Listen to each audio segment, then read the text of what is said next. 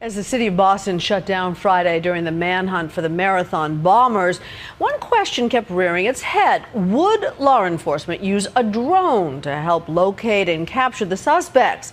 From controversial U.S. attacks on alleged terrorists in Pakistan and Afghanistan to do-it-yourself gadgets you can buy on the internet, drones seem to be everywhere. Martha Raddatz went to find out who's watching you. Landing gear, check. Avionics pod, check. On the outskirts of Miami, pilots from the Miami-Dade Police Department's aviation unit are assembling their newest tool in law enforcement. Weighing in at just under 20 pounds, this micro air vehicle, or MAV, is one of 2 drones in their arsenal and carries a payload of a single camera. It basically assists us in getting an aerial view for the ground units, the commanders, the incident commanders, and first responders on the scene so that they can better prepare to approach a situation.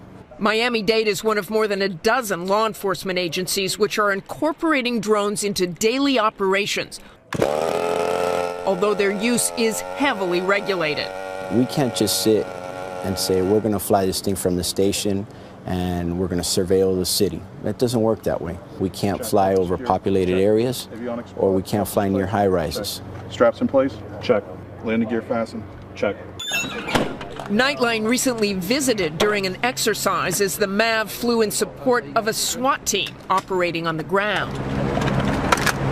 In this simulation, a suspect has escaped from custody, and the MAV will be used to see in real time what is happening during the search.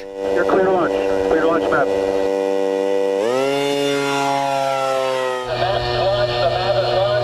As the MAV gets into position over the area where the suspect is believed to be, go ahead north. Its cameras capture him sprinting across a clearing and into a building. Okay, guys, we got SRT responding. At the command post, the images from the drone help the incident commander guide the SWAT team into position. There's a building on the south side of the roadway. Subject was last seen running into the doorway along the western wall. With the drone overhead and the SWAT team outside the door, the suspect is quickly apprehended. He's surrendering right now. We're hoping to use this for tactical situations where we have somebody shooting at the police. We don't want, obviously, put any police officers' lives in danger.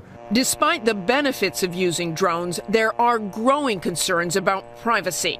What we don't want to see is drones used to hover over our neighborhoods 24/7, keeping track of everywhere that we drive or walk, and the technology is there to do that. The FAA estimates that some 10,000 commercial drones will be flying in the nation's skies within 5 years. Look to the future, look to the skies. What do you see? I see hundreds of thousands of vehicles flying, being manufactured every year.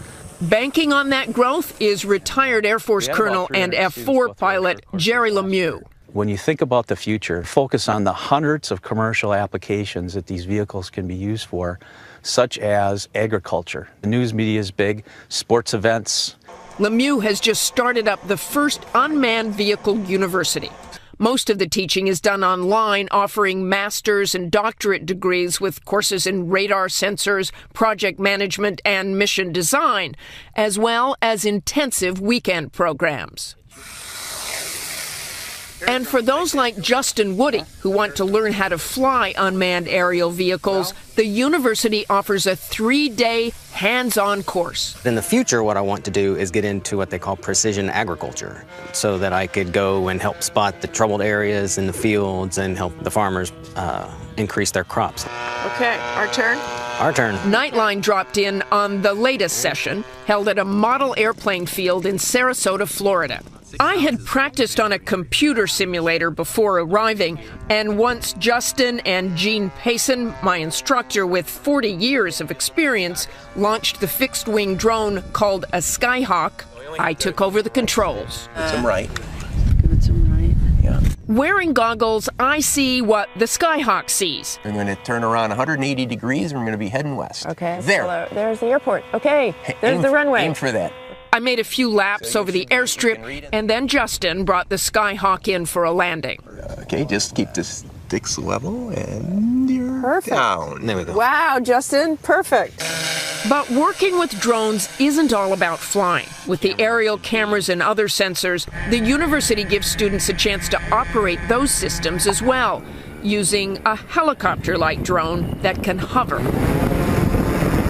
This one stays up for about 12 minutes all by itself. This drone carried a camera that could shoot videos and stills. Photographs give much higher resolution than video.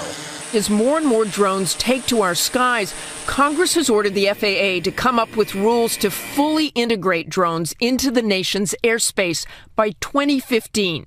And Jerry Lemieux and his Unmanned Vehicle University will be standing by, controller in hand, with the next generation of ground pilots. Congratulations, you did a fine job. For Nightline, I'm Martha Raddatz in Sarasota, Florida. Yeah, there we go.